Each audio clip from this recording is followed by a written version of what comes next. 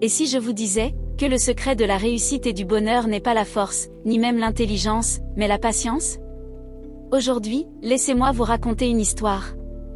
Une histoire qui parle du temps, d'une graine et d'un homme pressé.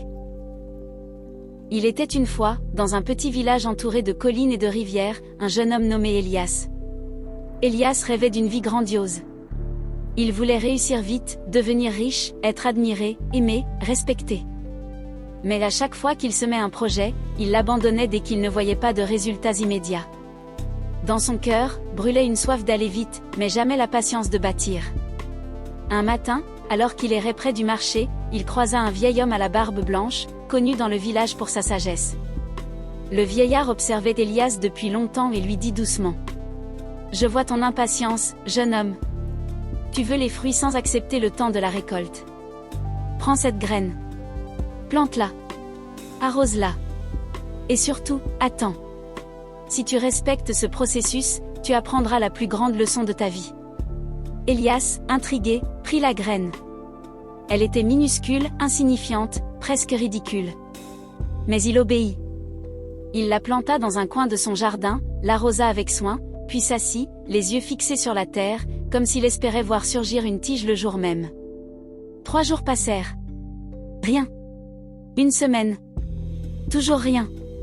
Déçu, il murmura: « Ce n'est qu'une perte de temps. » Mais au fond de lui, une petite voix lui souffla: « Attends encore. » Alors il continua.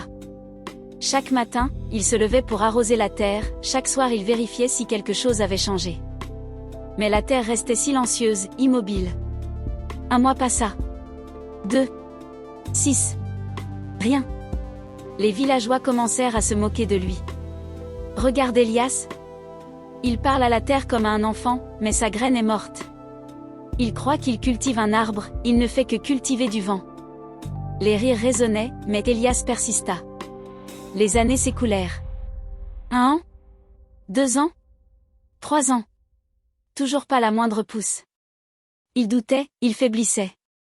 Parfois, il se disait: « Et si j'avais été trompé? Et si tout ça n'était qu'un jeu cruel ?»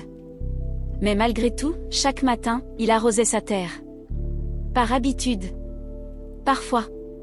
Ou peut-être simplement pour ne pas abandonner. Puis, au bout de cette longue année, un miracle eut lieu. Un matin, une minuscule tige verte sortit timidement de la terre. Elias n'en croyait pas ses yeux. Il se mit à genoux et caressa cette fragile promesse de vie. Et là, quelque chose d'encore plus incroyable arriva. En quelques semaines seulement, la petite tige se transforma en un gigantesque bambou. Elle grandissait jour après jour, s'élevant de plus en plus haut, jusqu'à atteindre 30 mètres dans le ciel. Émerveillé, Elias pleurait de joie. Le vieil homme revint, souriant.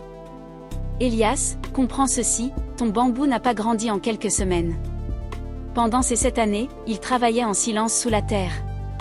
Il renforçait ses racines, il construisait une base solide.